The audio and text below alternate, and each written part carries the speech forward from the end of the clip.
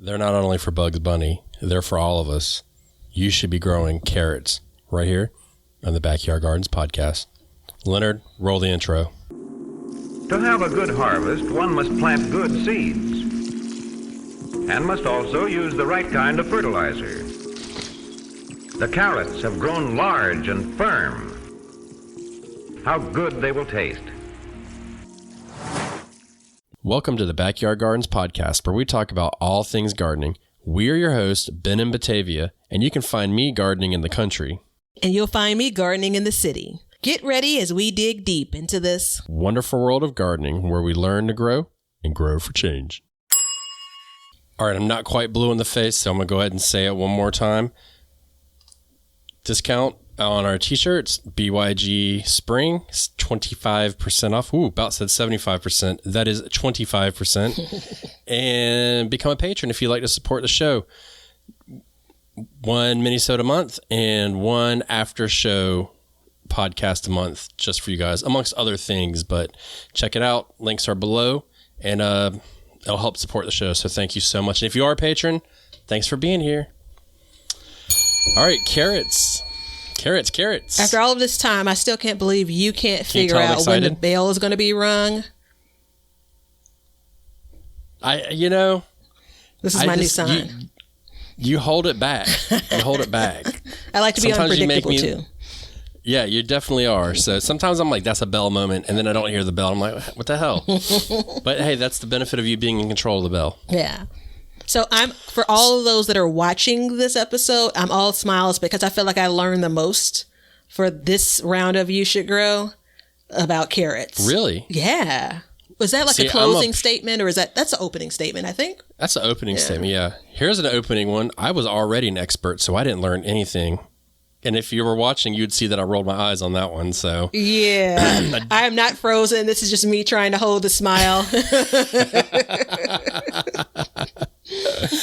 Yeah, they're not my not so secret love. So there's that. Yeah. But I definitely learned a few things as well. And just in case you're just now joining us, we're doing on Tuesdays this You Should Grow series, and we go in and out of it each year, and we do them in 4-piece blocks. And the criteria is we tell you how to break down how to grow a certain vegetable, from when to plant it, how far to plant it apart, companion plants, plants it doesn't get along with, pests, diseases, how to harvest it, when to harvest it, uses, and then any kind of other information that we decide to give you that fits within our time frame. So without further ado, Miss Batavia, kick us off. Okay, so I believe it's pronounced Daucus, as that's the family that the carrot belongs to. You going to go like that? Well, we talked about for some of the others, it belongs to the coleocrop family. So I searched it out, and then I had to search how to pronounce the word. So, all right, I need to get that out so we can be done with it. Carrots are, depending on the variety, they're plants that can be grown throughout the year. They prefer the cooler weather. So you'll see a lot of people planting for spring, putting seeds out for carrots, as well as fall. I have my first failures for growing carrots were trying to sow them in the middle of the summer. It's not impossible, but there's some steps you definitely have to take to get kind of those seeds off the ground. So I'm going to call them a plant that enjoys spring and summer. There is the story around them being sweeter once frost hits them, but we're not going to dig into that just yet. It is a biennial. And it's another word that I had to practice saying because I want to say biannual, and that's not it. It's a biennial crop. Crap. Oh, it's a crap. Oh, boy. Here we go. How dare you be rude to carrots? And that just ties into the wind, right? So first year of growing, second year would be producing seed. That's what I have for when to grow. I'm going to move on to spacing, but I know you have something to add there, so I'm going to let you jump in for when to grow. I'm going to tell you how to trick it about being biennial at the end of the show, so stay tuned. Okay. So plant spacing, what's the rule? Is it, I didn't look up for square foot gardening. What is it, like 16 carrots per square foot is what the guideline says? Yeah. All right. So let's talk more so around kind of the planting area for carrots. And even if you have kind of the short boys, I'd say give yourself at least 10 inches of depth. So planting them in a container or a garden bed, or in a row that has loose soil, that's, the carrot can actually produce that root. 10 inches is an ideal scenario. Anything shorter than 6, you're probably going to have some carrots that kind of bottom out. I actually had a couple that curve last year. As far as distance apart, I do carrots. Generally, I've done them in rows when I've tried them out, and I grew some successfully last year. I'd say plant them and sow seeds heavily. Do as I say, not as I do. I have a struggle with sowing heavily and then thinning. But that's really a recommendation just because some of the difficulties when it comes to carrots germinating. There is a video, it's a short that is on Backyard Gardens TV on YouTube, where my brother Ben breaks down how to actually plant, cover carrots, and to increase germination rates. So check that out. Spend the time to go there. It'll help you. But I'd say somewhere between 2 to 3 inches apart, then coming back in and thinning those out because you want a little bit of room for that root to grow from side to side. So that's what I have. You're covering the carrot seeds with maybe about 1/4 of inch of soil up to maybe 1/2 inch. You really just want to finely cover it. 1/2 inch is probably even a little bit deep. You want to make sure that you're evenly watering. You don't want those seeds to dry out, but you don't want them to be slopping around in water either. That's what I got. Yeah, the depth is super important for those. I mean, they're so small. It's really important that you protect them when you plant them, especially from watering. And the key is to water first, then plant. And if you don't like sowing heavy, let me just ease your minds a little bit. The seeds only last for about a year. So you're going to get a big packet of seeds. Be generous with them because next year the germination rates just start to fall off dramatically. So, and if you're listening to this, sorry about that. I'm waving my hands around like I usually do when I hit the mic. So, donk. So companions. This is what grows well with carrots or it gets along with in the garden. Chives. So and onions, they will deter aphids, which if you know and you have any experience with, aphids aren't really that much of a problem. They're easy to take care of. And I know Batavia's like, shut up. But yeah, I disagree wholly. Take on it. Yeah, I disagree wholly, but that's okay. That's okay. We're allowed to have different opinions. Let's see. Leeks, they will deter carrot flies. Nasturtiums repel aphids as well. Radishes will loosen the soil, so you can plant radishes before, or you can plant radishes around them, and then that will help loosen the soil. And I definitely think, so daikon radishes are a big one. They're a tiller, which means you plant them and then they'll till down into the ground and loosen it. And I almost would consider carrots the same thing. Once they start growing, they will loosen the soil in depth, so it's a good plant to put down. And then rosemary will deter carrot rust fly. So this is my 4th year growing carrots, I believe. I think so. And I've never had a pest. So let me just say that out loud. I've never had a pest yet. I definitely do maintenance neem oil treatments and stuff like that on my garden. So that may have something to do with it. But as a whole, I've never had an issue. The foes, which are things that it does not get along with, is dill. So dill will actually release a chemical that will stunt the growth. So be careful of that. And fennel, if you grow it, I mean, I don't know a lot of people that grow fennel. Yeah. But if for some odd reason you're growing fennel, it will attract a variety of pests to it. So maybe you could think of planting fennel in another portion of your garden in order to be a trap crop where things will go to it instead of to yours if you have issues. And then parsnips, they are just susceptible to everything, all the same issues. So be careful of how close you're planting those together. I've grown parsnips 2 years now, and I planted last year parsnips next to my carrots and had no issues. But I could see where if you'd have issues with one, you'd have issues with the other. Yeah. So you definitely want to try and limit that as a whole, I believe. Yeah, agreed. I think that, and we talk about this generally when we talk about things like summer plants, peppers and tomatoes, how they're in the same family. And in some places they're recommended to grow together. In other places they're not. And it's more of if one goes down, they both will probably go down. So I grew parsnips and carrots together last year before we had done this You Should Grow series. So I didn't know that they were necessarily foes. Did you have any issues? I didn't generally. I let those vegetables stay in the garden for quite a while, and that bed late season had a lot of aphid damage, and that's the reason why I say I don't agree with, like, they're a pain in the ass for me. You know, I hate them, hate them. And this was a bed that was covered, so to be fair, it was kind of out of sight, out of mind. So I didn't intervene. I didn't even really realize that it had happened. You know, so again, that's probably more on the gardener than it is on the vegetable. Okay, so I'm going to move on to pest. And I read this everywhere as one of the pests, rust flies. I've heard of carrot flies, carrot weevils, and leaf hoppers. Other than aphids, and I've only had a couple of years of growing carrots, other than aphids, I've not had any of these. And as I was digging in some places, it's more prominent in like really hot and humid areas, some of these diseases and pests. So keep that in mind.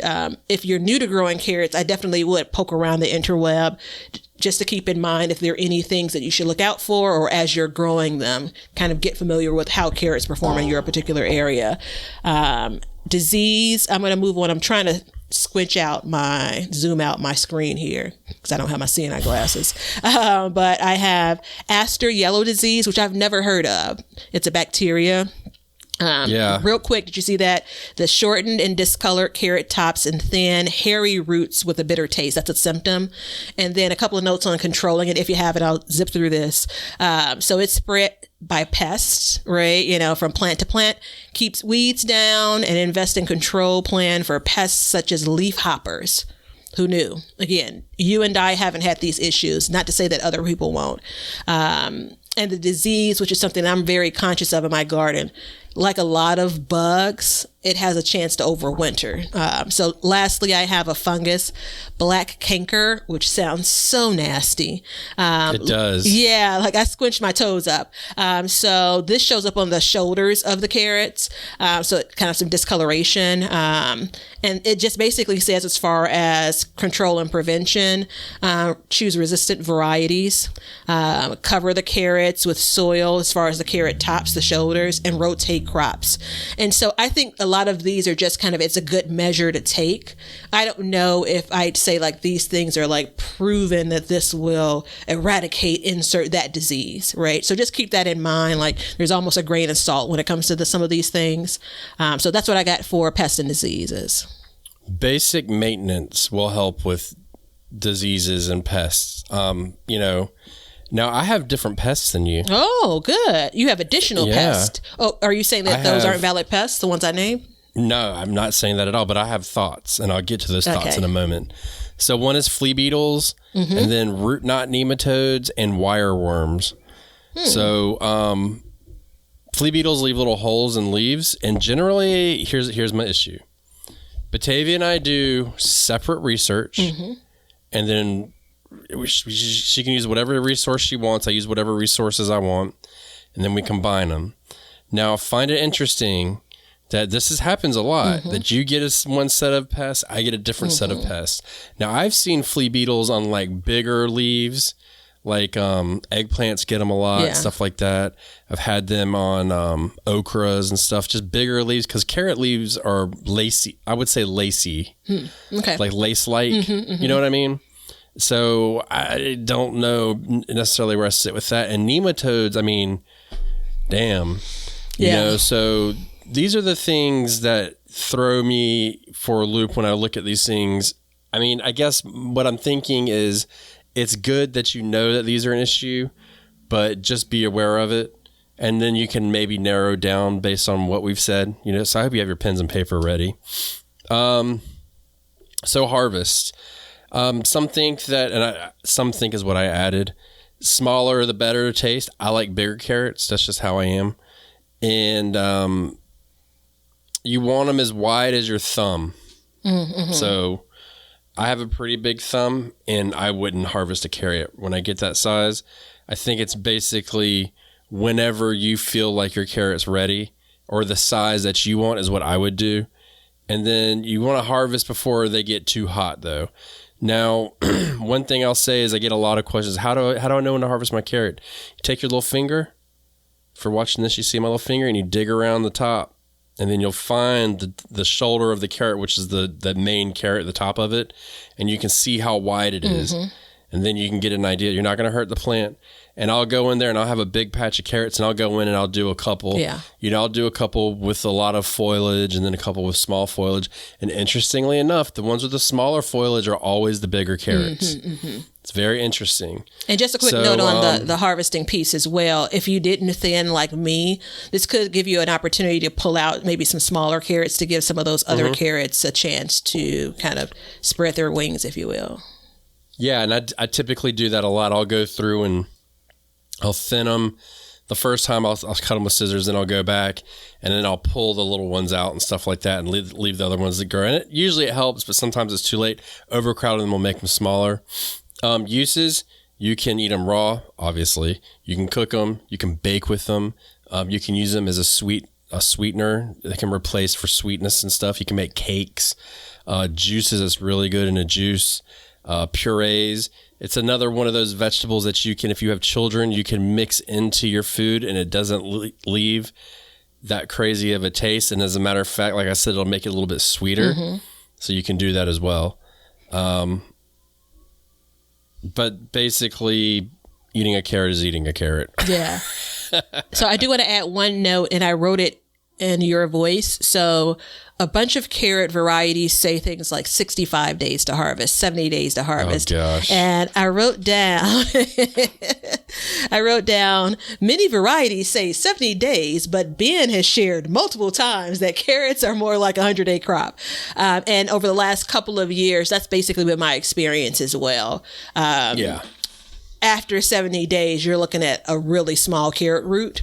So do as you wish, but it's okay if you're on the 80th or 90th day and you feel like that thing is still growing. But to your point, don't wait until we're in August and start harvesting, especially for those places that get super hot. If I start mine in April, I'm usually harvesting in July. And it's like the end of the harvest season. And then I won't sow again until late September. I'll usually try to do another one and I'll get a couple that takes, but it's nothing like the first one. Yeah. So, but no, that's exactly right. And if you want a smaller carrot, grow a smaller variety. That's my, so I do Scarlet Nana's carrots, and that's a smaller variety. I actually, so, what do I have next? Go ahead. We have special notes. Oh, I have a bunch of special notes. I do too. So varieties, I didn't realize there was a variety called Littlefinger, and I love all of the vegetables that reference Littlefinger. So that definitely is. It's an Anantes type. That's the spirit of that one, and it's more like 4 inches. I really like the idea of if you're looking for something smaller or even earlier, go with something that's bred that way versus, trying to pull out a kind of 8-inch carrot younger when it's like 4 or 5 inches. So a couple of notes here, and these are kind of random, and I have a whole section I noted on variety, so I'll come back around to that. Let me see if I can pull up I can't get off of varieties. Oh no. All right, here we go. Sorry. So I already talked about them being biennial. For sure, for carrots, it absolutely is something that has a lot of great nutrition facts. I like when you go over that, so I'm not going to cover off on that. I'll leave that to you. Okay. For carrots, something to note for storage, and I feel like I agree with this. So I see a lot of people basically taking carrots and leaving dirt on them and storing them like in the refrigerator. And I was reading online that could lead to them wilting pretty quickly. So cutting the carrot top, like leaving maybe an inch of the carrot top on the carrot, washing it up, storing it in a refrigerator, like in your vegetable bin, Crisper. right? And they keep for a long time. And so I agree with that because that's how I basically get them from the store and the way I store them. Now, those people that also store them kind of as is, I've seen a lot of people use like root cellars, which you and I don't have, and I know a lot of listeners may not have. I've seen people do things like in a very, very cool place. So maybe you don't get freezing temps, but maybe your garage is cool. People will store them like in sand, kind of as is. So that's a method. All in all, I'd say carrots are absolutely a long storage crop. And I'm going to stop there because we're coming close to time. Special use is bonus information. Very bonus. So as far as if nutrition goes, I know I've always heard that high in vitamin C, and vitamin A, and that wasn't the case. What I really found that stuck out to me is each carrot has 1.7 grams of dietary fiber. So that's insane. That one carrot. I mean, you can eat a carrot in a snack. And the reason why that's important is because a lot of people say there's a protein deficiency in our country. But in reality, there's a fiber deficiency. We get plenty of protein. We all eat protein all the time. You're eating milks and dairies and meats and fishes and all nuts and all that stuff. And a lot of processed foods doesn't have that fiber. So it's a very good source of fiber. And then the only thing I'll say other than that, since we're low on time, is the biennial portion. So a lot of things that are biennial, if you plant it, and this depends on your climate, but like for me, if I plant it in fall, and I let it sit all the way to spring, because of my weather, it gets hot, cold. It tricks it, and I can get it to seed in the same year. And that goes with everything that I've planted that's biennial. It'll all do that. So if you can get it to go hot, cold over a period of time within a year, you can get seed ahead of time. But remember, the seed's only viable for like a year, roughly. So basically, carrots are amazing. They're so cool. They're so fun to pull up. And, oh yeah, one other thing. If the tops of your carrots are green, the shoulder of them, remember we talked about the shoulder, if you don't, go rewind. That means the sun's hitting them. So just if you see the shoulders sticking up out of the ground, cover them up with some dirt and you will not have those green shoulders, but you can still eat them if they're green. So it doesn't mean that you have some kind of disease. It just means that it got sun on it. Yeah. And it likes the dirt. Everybody? It grows in the dirt. So, because it's a root crop. It's a root crop, so you never know what you get till you pull it. All right, everybody. So that is our You Should Grow series. If you are a patron, you will get the next one next week. And if not, then we will see you on Thursday when we talk about, I don't know what we're going to talk about, but it's going to be really good. I can guarantee that. Absolutely it will. But check out all our links below. Become a patron. Help support the show. Thank you so much. And Ms. Batavia, did you have something you wanted to say? See ya. This episode is proudly sponsored by The Garden We Share from North South Books. It's an inspiring new picture book written by Zoe Tucker and illustrated by Juliana Swaney, the #1 New York Times best-selling illustrator of We Are the Gardeners by Joanna Gaines. This beautiful book celebrates the friendship between a young girl and an elderly woman as they plant seeds in a community garden alongside friends and neighbors, waiting for the seeds to flower. A great gift for all ages, on sale spring 2022 at a bookstore near you or online. Please visit northsouth.com for more information. To everything, there is a season in this beautiful book about treasured memories in gardening. We hope you enjoyed today's show. Please follow us on YouTube at Backyard Gardens TV, Instagram at Backyard Gardens TV, over on our website, backyardgardenstv.com, and then we have Patreon at Backyard Gardens. And don't forget to check out our links below to help the show. Thank you so much for joining us as we learn to grow and grow for change. Cut. Now you know why people feel like celebrating at harvest time. All over the world, people have feasting and good times when the crops have been gathered in. Hey, everybody. Thanks for checking out the Backyard Gardens podcast. If you like what we're doing and you want to continue to support the podcast, head over to our Patreon page to sign up. You can also make a one-time donation using PayPal. Both of these links are in the description. With your support, we can continue growing and helping others in their gardens. See ya. If you guys want some Backyard Gardens gear, go to the link below and check out our t-shirts, mugs, pint glasses, and other gear. All purchases go towards helping to support the show, so thank you so much in advance, and we hope you enjoy. We want everybody to have a garden, and we're going to give you a chance to win free seeds every month. Head over to backyardgardenstv.com and enter your email address to be entered in all of our giveaways. Good luck. We want you to be a part of our gardening community. DM us a picture of your garden at Backyard Gardens TV on Instagram, and we will share it with our listeners.